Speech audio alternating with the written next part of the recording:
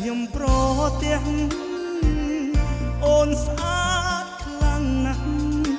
ប្រៀបបាននឹងទេពធីតារកពីសំរុំមានម៉ែមានឪរៀងសាឃើញភ្លៀមចាប់ចិត្តស្នេហាបុផាក្រពុំលើតងបងអ្នកចំរៀងផ្ញើសៀងតន្ត្រីធ្លាប់ឈ្នះចិត្តស្រីហេតុអ្វីមកចាញ់ស្នេហ៍អូនដូចមុនសន្តំនឹងព្រួញបាញ់ចង់បេះដូងជួយព្យាបាលផងនឹងនួនឬពួនចង់ឲ្យបងស្លាប់សុំសួរត្រង់កងមានទូឬ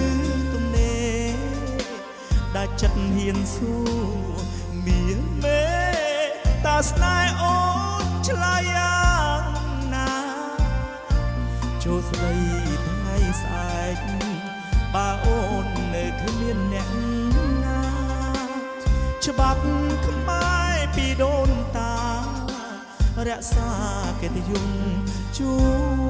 នថ្លៃចំរៀងបទនេះសូមផ្ញើជូនស្រីបើលឺសំដីប្រណីមកមើលកនសើតវេលាថ្ងៃនេះ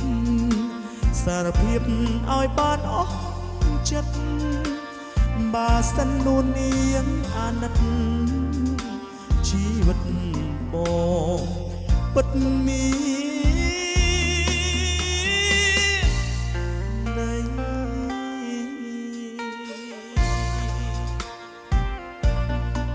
ដាំដល់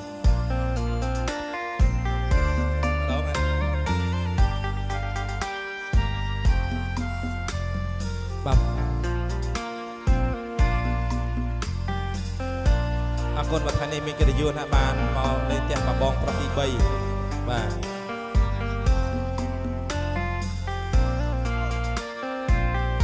សុំសួរត្រង់មានគូឬទំនេរដាច់ចិត្តហ៊ានសួរមានមេតែស្នេហ៍អូនឆ្លើយយ៉ាងណាចូលស្ដីថ្ងៃស្អែកបើអូននៅគ្មានអ្នកណាច្បាប់ខ្មែរពីដូនតារក្សាកិត្តិយសជូនថ្លៃចំរៀងបទនេះសូមផ្ញើជូនស្រីបើលឺសំដីប្រណីមកមើលខនសើតវេលាថ្ងៃនេះសារភាពឲ្យបានអស់ចិត្តបើសិននួននេះអាណិតជីវិតបងពិតមាន